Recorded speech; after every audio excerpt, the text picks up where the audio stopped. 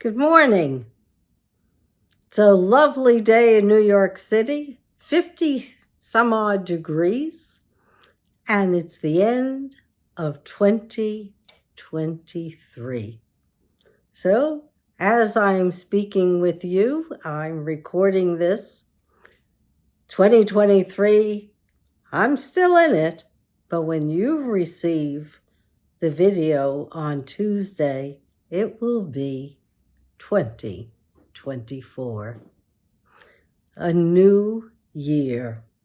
A year with tremendous promise. After all, in 10 years, I've been talking about our economy. It was uppermost in my thoughts. Now, the people are speaking. They're demanding their rights. They understand that they deserve better wages, and they're striking. While only 6 to 10% of the population are unionized, I have big hopes that the rest of the population will demand higher wages and benefits. It's happening. I kept wondering, when will the people speak? And they're speaking now. And it's not just here in America that the 1% has overtaken the middle class in terms of their distribution and their wealth. The top 10% of Americans are equivalent to the total wealth of between 66 to 71% of American income. This is not right. We used to have a bell curve for income economics. The middle class made up the largest part of the bell curve, and that's what we should be striving for in 2024. I've got a lot of political cartoons that I look back on over the years. They came around 2013, 2014, when I kept thinking of different scenarios and asked my friend, Justin Weingartner, to actually convert my ideas into political cartoons. Same thing with my postings on Israel. I started about 2013 and continued with about 100 posts on Israel, dedicating myself to looking at a one-state solution, the two-state solution. And I remember hoping beyond hope that Hamas had not started the 2014 Intifada by murdering those 3 Israeli teenagers. Unfortunately, they had. So Hamas has been a bad actor, but just not as dreadful as they became. So barbarous in their actions.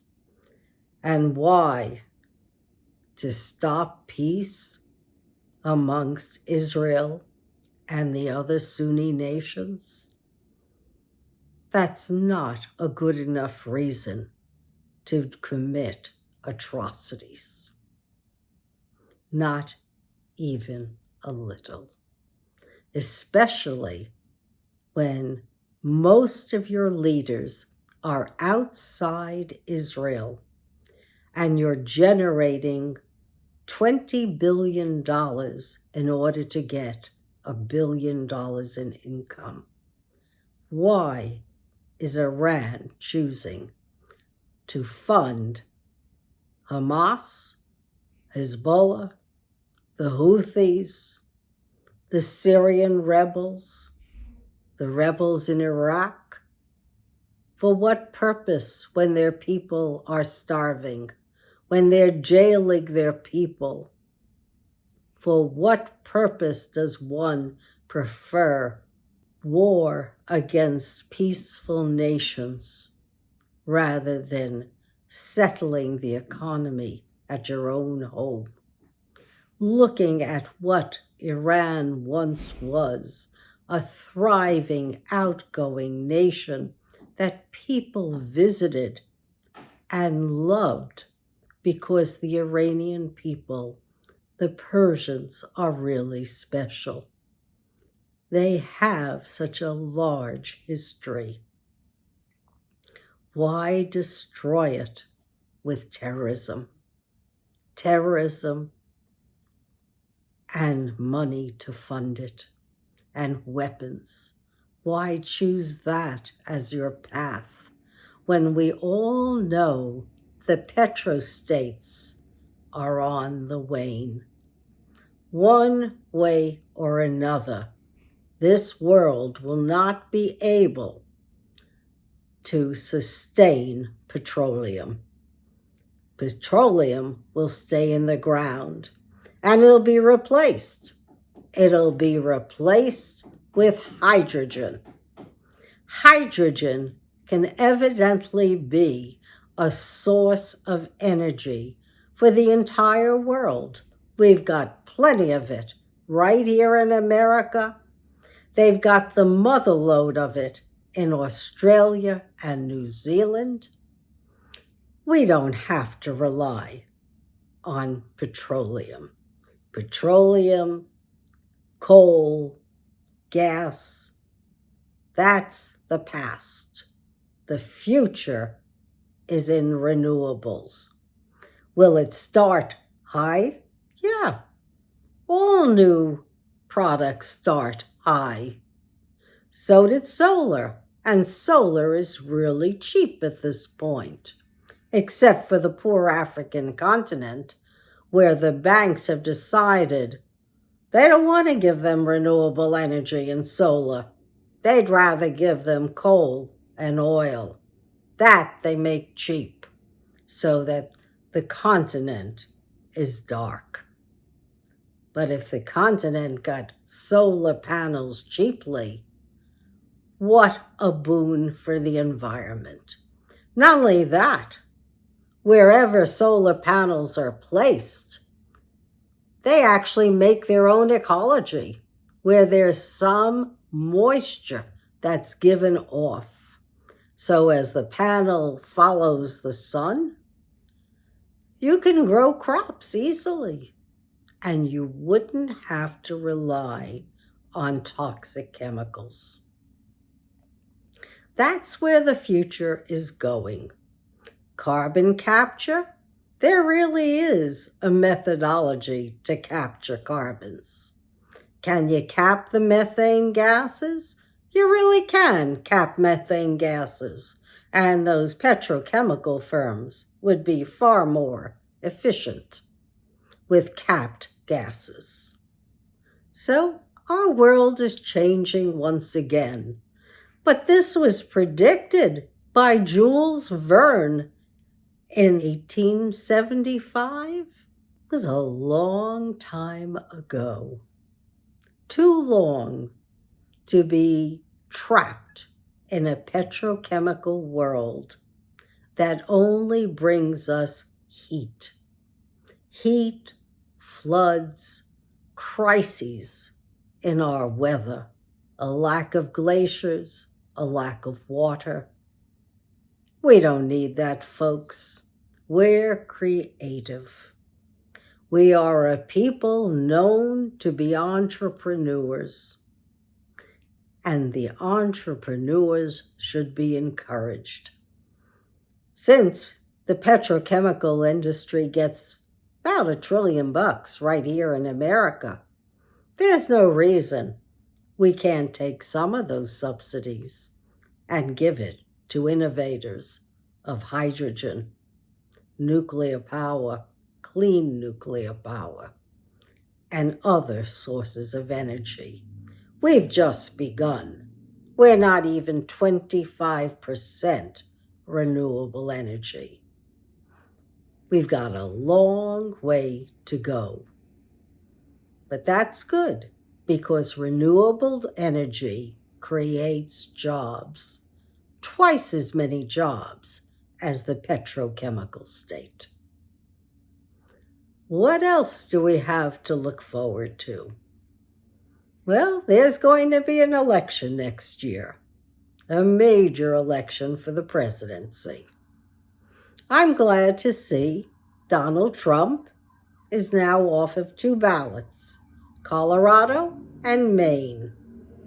As far as I'm concerned, once you've held public office, you've taken the constitutional oath, and then you break the constitutional oath, you don't deserve to hold office. I don't care if you're the president, you're another legislative body, you're a judge, you're in the military. If you break the oath of Constitution, you cannot serve. That's it. And I remember when the old days, when the Republican Party was proud to walk around with copies of the Constitution to remind them of their duties. Unfortunately, they seem to have forgotten, and now we've got the ultra-right taking over the Republican Party. There are a lot of us who are centrists, and we want civility. We want civility in daily interactions, on our programs that we watch, in the movies, on the radio, on the television.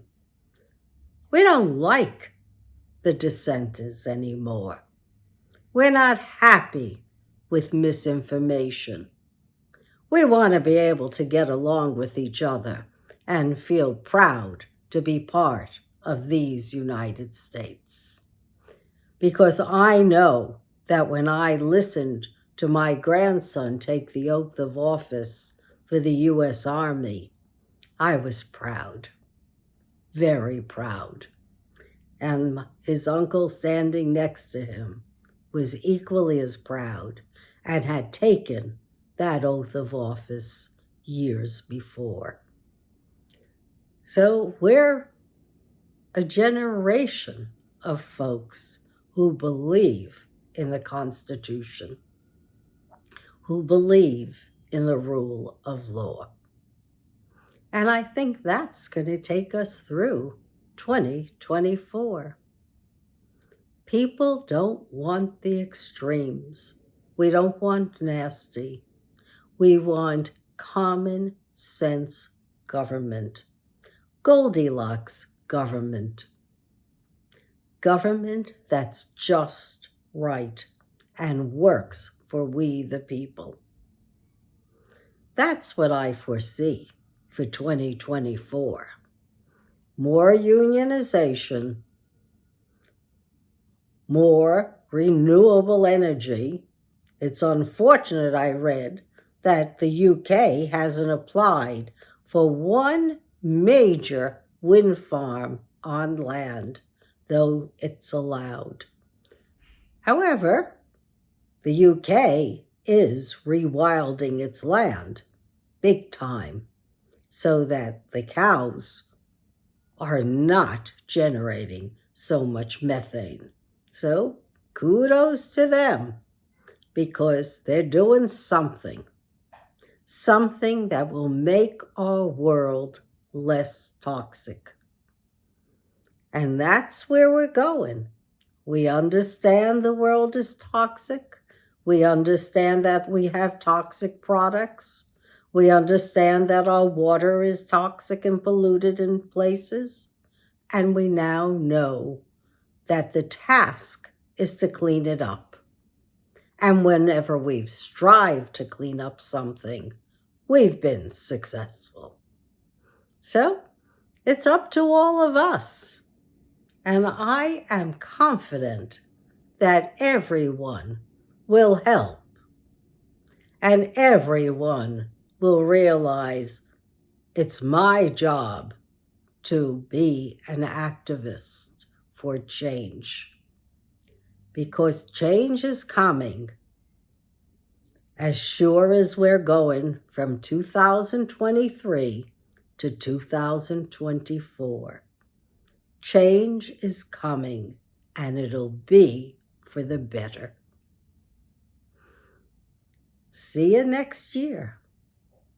And let's see what I can dig up in my social media histories to share with you so that you'll have a better year as well. Take care.